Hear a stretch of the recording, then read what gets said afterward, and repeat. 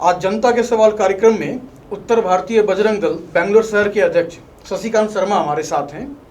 इन्होंने हमेशा हिंदू राष्ट्र के संरक्षण की दिशा में प्रयास किए हैं और आगे भी कई कार्य करने को प्रतिबद्ध हैं। शशिकांत शर्मा ने राम मंदिर मामले में भी अहम भूमिका निभाई है और अपना योगदान दिया है।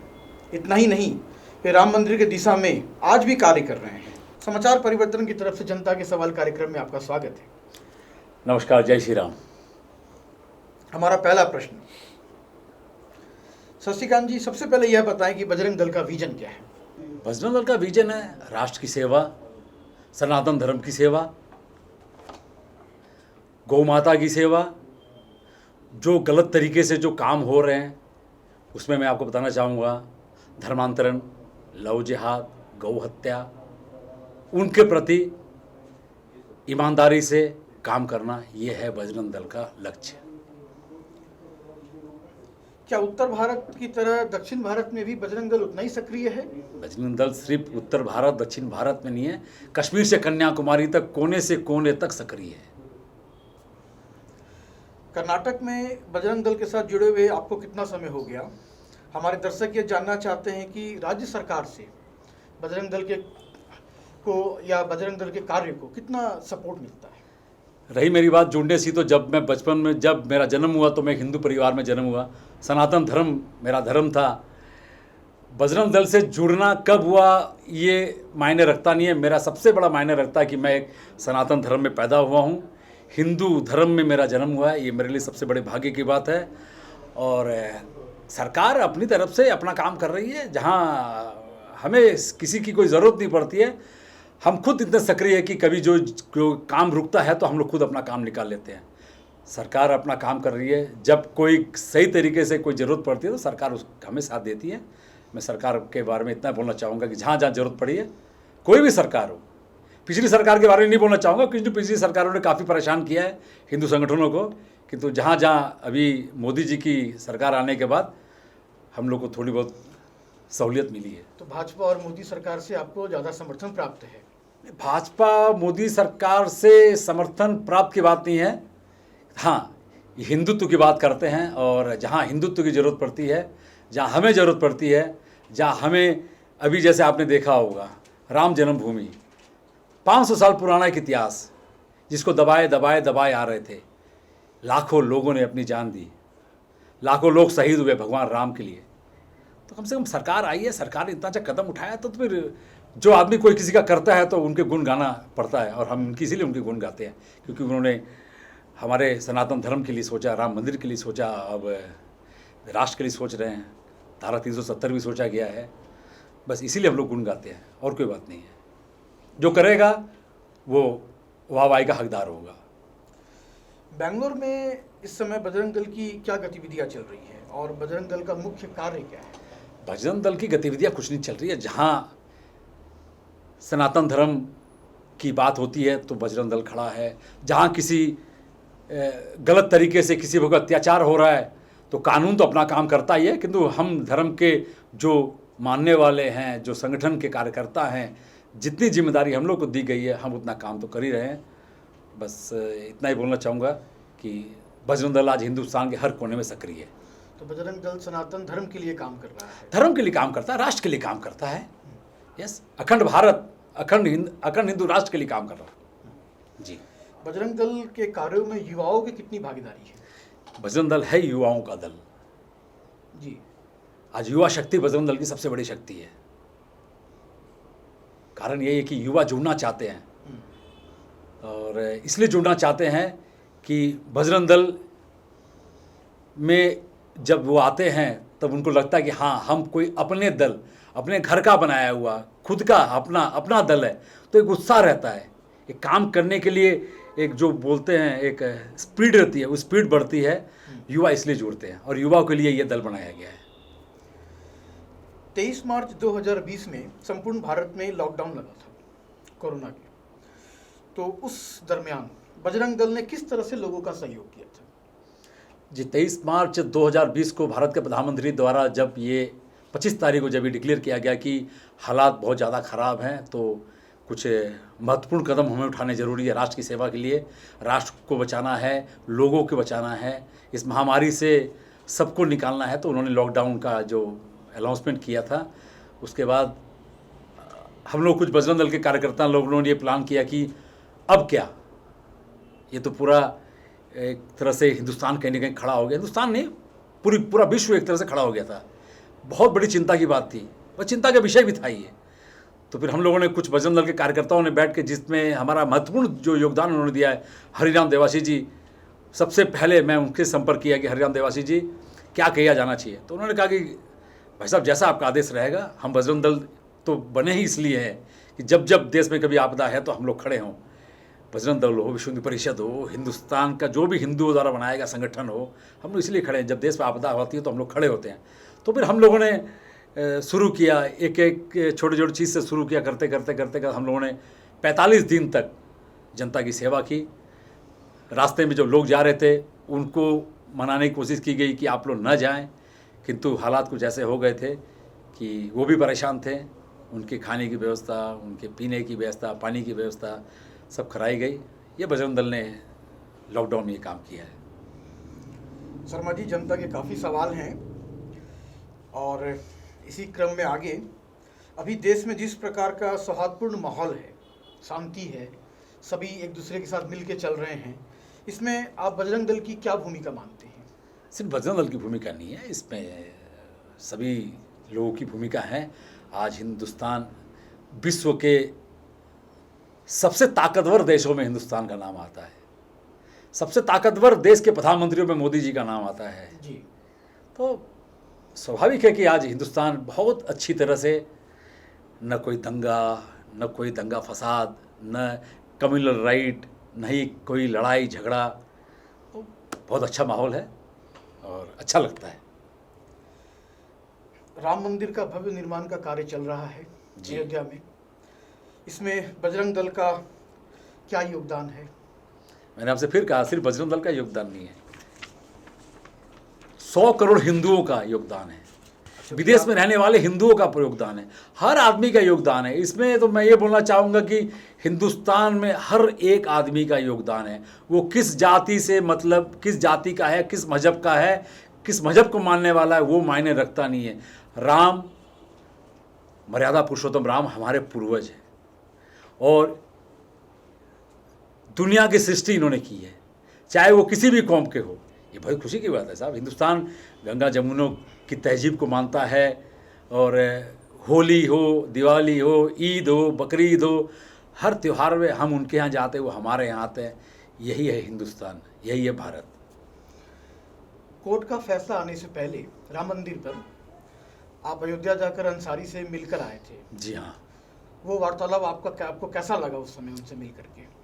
मैं इकबाल अंसारी साहब से जब मैं गया, मैं अयोध्या में मिला, उनके पिताजी से भी मिला हूँ मैं, जो आज नहीं है। मैं उनके घर पे गया, जब उनको मालूम पड़ा कि मैं एक हिंदू हूँ और ब्राह्मण हूँ, तो वो उन्होंने मुझे अपने घर पे बुलाए और बहुत अच्छी तरह उन्होंने मेरा स्वागत किया। हमने उनसे काफ़ी सारी बातें की कि आप क्या सोचते हैं, बोले। तो हमने कहा अयोध्या के बारे में, तो उन्होंने अयोध्या का मुझे ये बताया कि अयोध्या एक ऐसी जगह यहाँ कभी युद्ध नहीं हुआ है। अयोध्या एक ऐसी जगह जहाँ कभी कोई युद्ध नहीं हुआ है और यहाँ हिंदुओं के शादी ब्याह में कोई भी एक अच्छे अवसर पे हम जाते हैं, हमारे एक अच्छे मौके पे हिंदू भाई लोग आते हैं, हिंदुओं की शादी में हम जाते हैं, हमारे मुसलमानों की शादी में हमारे आपके लोग हैं आते हैं, तो बहुत अच्छा माहौल है। और तो उनके वंशज हैं, हम राम जी को उतना ही श्रद्धा करते हैं, पूजा करते हैं जितना आप करते हैं। जी जी हाँ। शर्मा जी, एक बात बताएं, राम मंदिर बनाने का बजट जो कमेटी ने 2000 करोड़ का निर्धारित किया है कि कम से कम 2000 करोड़ रुपया लगेगा, ज़्यादा जो भी लगे। इसी संदर्भ में सरदार वल्लभ भाई पटेल की जो मूर्ति बनी है वो 3000 करोड़ में बनी, जिसे कि केंद्र सरकार ने राज्य के देश के फंड से उस मूर्ति को बनवाया। परंतु राम मंदिर निर्माण में, जो कि करोड़ों नहीं अरबों हिंदुओं का आस्था का केंद्र है, उस मंदिर का निर्माण के लिए चंदा उठाया जा रहा है। ये चंदा नहीं है, नहीं आप चंदा, ये चंदा ना बोलें उसको, ये चंदा नहीं है, ये हर आदमी की श्रद्धा से जुड़ा हुआ है। आप ये सहयोग उठाया जा रहा है, हर हिंदू से सहयोग लिया जा रहा है, हिंदू से नहीं हर कम्युनिटी से, हर लोगों से जो स्वेच्छा दे रहे हैं। इसमें केंद्र सरकार की क्या भूमिका है? केंद्र सरकार इसमें कितना पैसे दे रही है या केंद्र सरकार को कितना इसमें देना चाहिए? ये केंद्र सरकार का प्रोजेक्ट नहीं है। भगवान राम जी का मंदिर हम हिंदुस्तान में रहने वाले हर एक आदमी का प्रोजेक्ट कहीं ना कहीं केंद्र सरकार भी तो राम मंदिर केंद्र सरकार का केंद्र सरकार पे आई है।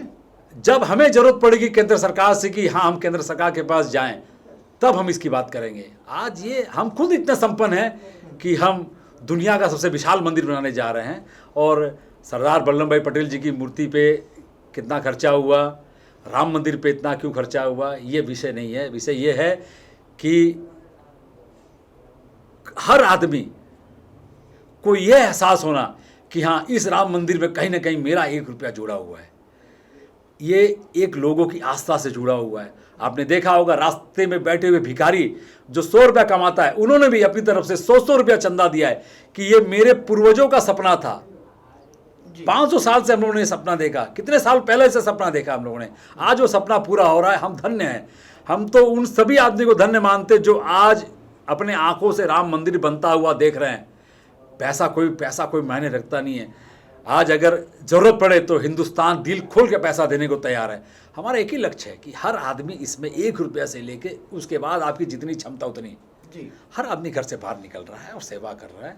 इसमें पैसा मायने रखता नहीं, इसमें आदमी की श्रद्धा मायने रखती है। आपका ये मानना है कि केंद्र सरकार लोगों को अपने भावना को दिखाने का केंद्र सरकार इसमें केंद्र सरकार भावना नहीं दिखा रही। विश्व हिंदू परिषद है, हमारे संघ है और जो हिंदू संगठन है, हमारी जिम्मेदारी है ये हम करें। हम लोग खुद सक्षम है कि हम अपना मंदिर बना सकते हैं, विशाल मंदिर बना सकते हैं और बनाने जाएंगे और बनाएंगे भी। पर आपको उम्मीद है कि अगर इसमें फंड कुछ जी हाँ, जी हाँ, तो कोई फंड की कमी नहीं होगी, कभी भी कोई फंड की कमी नहीं होगी। अगर कमी होती है तो केंद्र सरकार से जरूर योगदान मांगा जाएगा। पूरी उम्मीद है हाँ योगदान जरूर करेगी।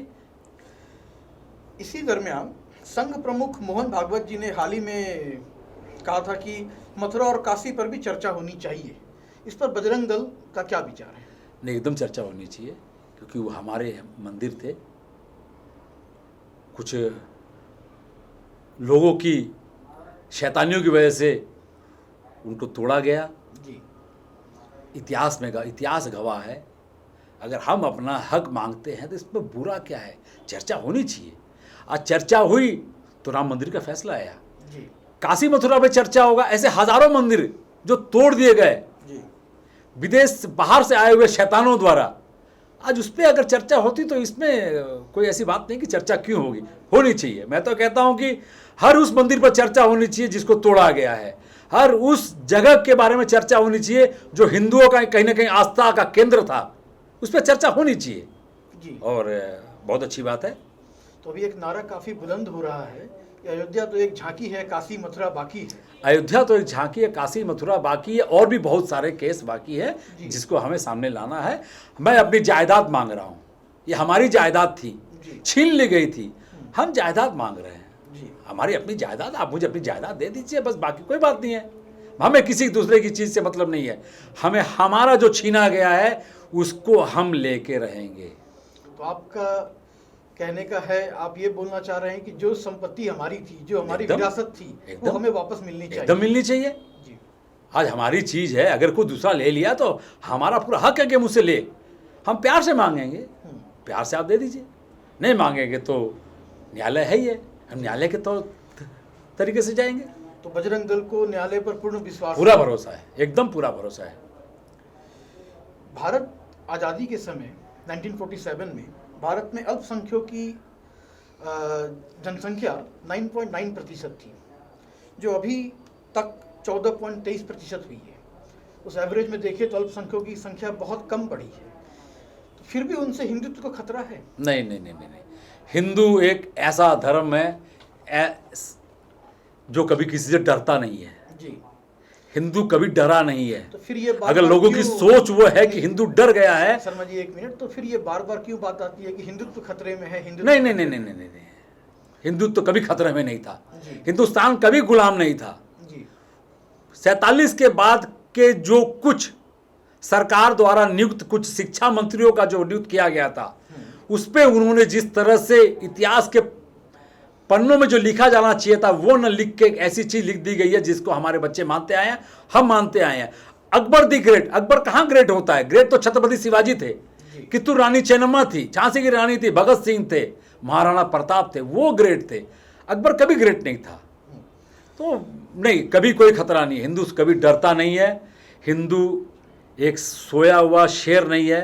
हिंदू आराम से जब ज़रूरत पड़ता है तब वो अपना पंजा मारता है।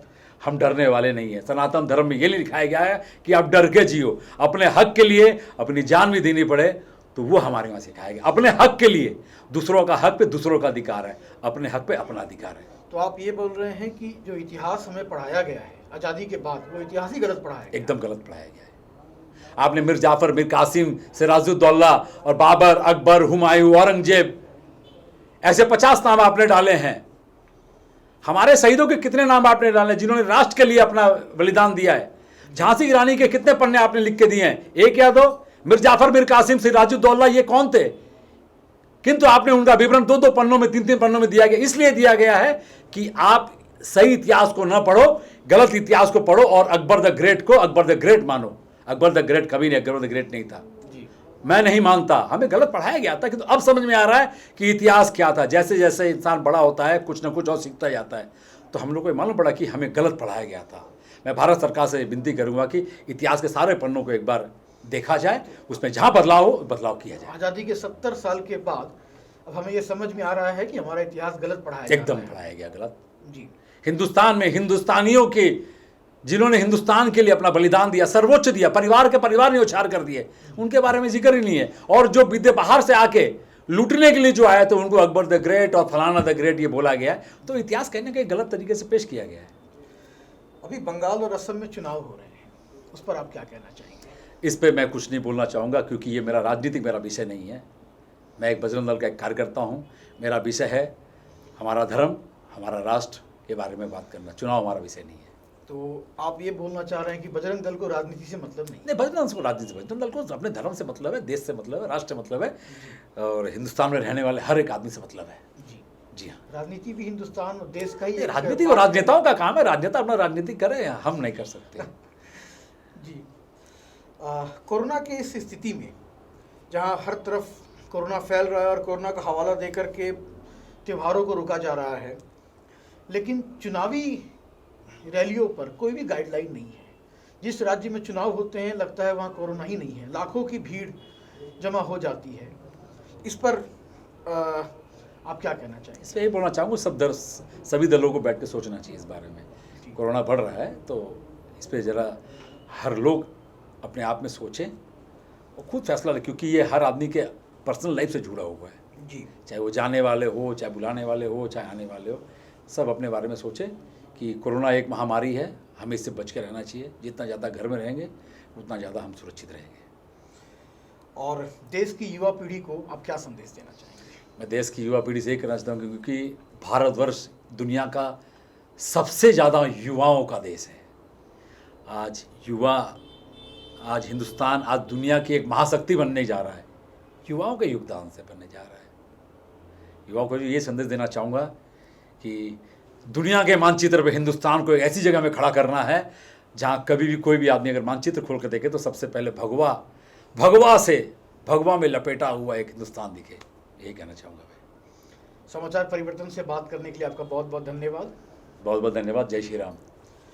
आज समाचार परिवर्तन के जनता के कार्यक्रम में हमारे साथ थे बजरंग दल बैंगलोर के